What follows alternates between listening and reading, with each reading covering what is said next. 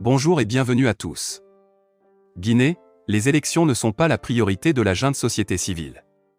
En Guinée, évalue la gouvernance des militaires arrivés au pouvoir suite au coup d'État contre Alpha Condé. Un an après le putsch, quelle évaluation faites-vous de la transition en Guinée?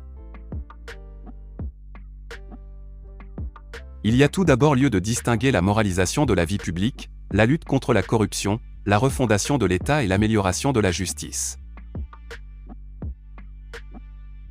Sur le plan socio-économique, on note une avancée significative depuis l'avènement du Comité national du Rassemblement pour le développement, CNRD, constitué au lendemain du renversement d'Alpha Condé. Avant de commencer, n'oubliez pas de vous abonner et d'activer la cloche de notification pour ne rater aucune de nos prochaines vidéos. C'est parti. En Guinée, on a toujours parlé de lutte contre la corruption sans qu'on en voie les résultats. J'ai eu à y réaliser en 2003, en tant qu'expert en la matière, la première enquête nationale sur la corruption et la gouvernance. C'est maintenant seulement que des actions concrètes sont menées dans ce sens. Le CNRD arrive rapidement à recouvrer des fonds détournés. La volonté de rupture est visible. Maintenant, on peut s'interroger sur sa durabilité. Cette traque des biens mal acquis est conjoncturelle car elle n'entre pas dans le cadre d'une stratégie structurelle de lutte contre la corruption. Par rapport aux infrastructures, l'amélioration de l'état des routes qui étaient en très mauvais état est à saluer. Le gouvernement de transition a pu trouver des financements pour des projets qui dormaient dans les tiroirs afin de les mettre en œuvre. Dans les secteurs de la santé et de l'éducation, des efforts sont également notés. S'agissant du climat social, il faut reconnaître qu'il y a un peu plus d'accalmie, même si de temps en temps, des manifestations sont organisées par des partis politiques ou des acteurs de la société civile. Globalement, le climat est apaisé, mais on ne sait pas jusqu'à quand. Les conditions de vie deviennent de plus en plus difficiles. La pauvreté est palpable.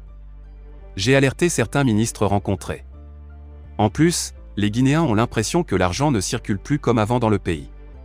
Au plan politique, la Guinée est dans une impasse. Le dialogue tel que voulu par le CNRD a été boudé par les partis politiques qui le réclament inclusif. Pour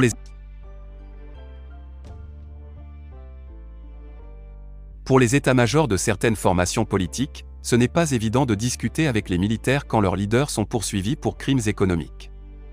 Jusque-là, les partis prenant part au dialogue ne sont pas très représentatifs. Idem pour certains membres de la société civile dont la crédibilité est sujette à caution. Il y a donc un travail important à effectuer à ce niveau. Il consistera surtout à inviter tous les Guinéens à s'exprimer librement. Aujourd'hui, on est un peu perdu. Qui dirige même ce dialogue? Au départ, c'était le ministre de l'administration du territoire. Après le premier ministre sortant, Mohamed Beavogui, remplacé par Dr Bernard Goumou. De nombreuses questions restent en suspens. Ce qui rend le dialogue politique un peu hypothétique. Comment les militaires sont-ils arrivés à rompre le fil du dialogue avec une partie de la classe politique et de la société civile? La junte est venue avec son propre agenda.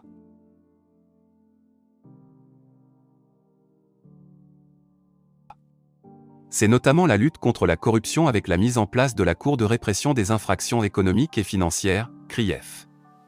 Cette juridiction d'exception aurait épinglé des leaders de partis politiques parmi les poids lourds du pays. Dialoguer dans ce contexte s'avère difficile.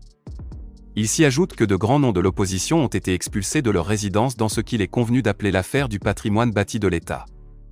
Le chef de file de l'Union des forces démocratiques de Guinée, UFDG, Cellou Dalein Diallo, a été obligé de quitter son domicile qu'il aurait illégalement acquis sous le magistère du président Lansana Conté.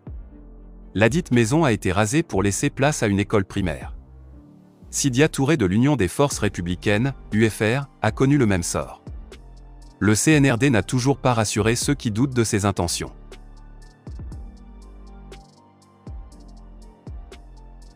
Néanmoins, l'implication des leaders traditionnels et religieux dans le dialogue pourrait rapprocher les différentes parties. La durée de la transition, fixée à 3 ans, est rejetée par la CEDEAO qui exige une transition de 6 mois. La junte est-elle dans les dispositions d'accéder à cette requête? C'est difficile à dire. La société civile a eu à travailler sur la question. Nous avions proposé une durée de 2 ans avec un calendrier précis et les actions à mener durant cette période. Mais il se trouve que les élections ne constituent pas la priorité du CNRD. Actuellement, il n'est plus question de refondation de l'État avec la justice comme principal pilier. Le pouvoir judiciaire est la boussole du CNRD. Cela dit, la junte s'est fixé un certain nombre d'objectifs qui demandent du temps. Il s'agit essentiellement de construire un véritable État et de panser les plaies de la nation.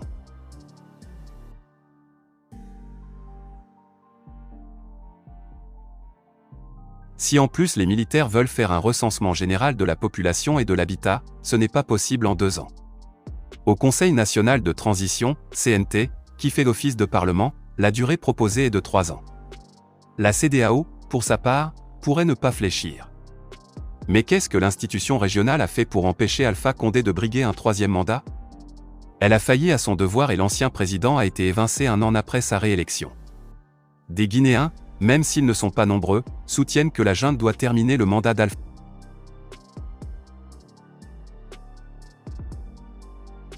Certains membres de la société civile et du CNT préfèrent une transition de 3 ans. Selon la position, apparemment la plus partagée dans l'opinion publique, 2 ans suffisent largement au CNRD pour boucler les réformes déjà entamées. Mais à partir de quelle date? Voilà toute la complexité de la question. La Guinée s'expose-t-elle à de nouvelles sanctions si le CNRD campe sur sa position? Au cas échéant, quelles en seraient les conséquences sur l'économie guinéenne?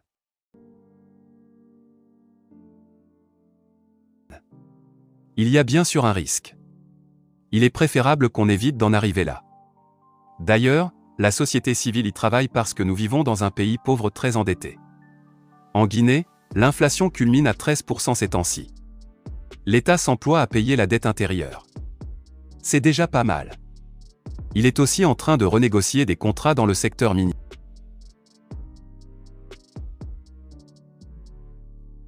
À vrai dire, notre pays ne gagnait pas grand-chose dans l'exploitation de ces immenses ressources minières. La Guinée ne bénéficie pas de l'accompagnement des bailleurs de fonds. Dès qu'il y a un coup d'État, beaucoup de partenaires suspendent leur appui. Ayant travaillé à l'Assemblée nationale, je sais que le financement extérieur occupe une part importante dans le budget de l'État.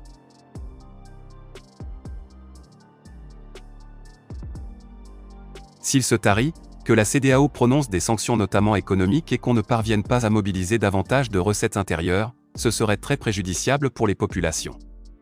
Des sanctions contre la Guinée seront sans effet sur la junte. Par contre, elles vont aggraver la situation des populations déjà très vulnérables.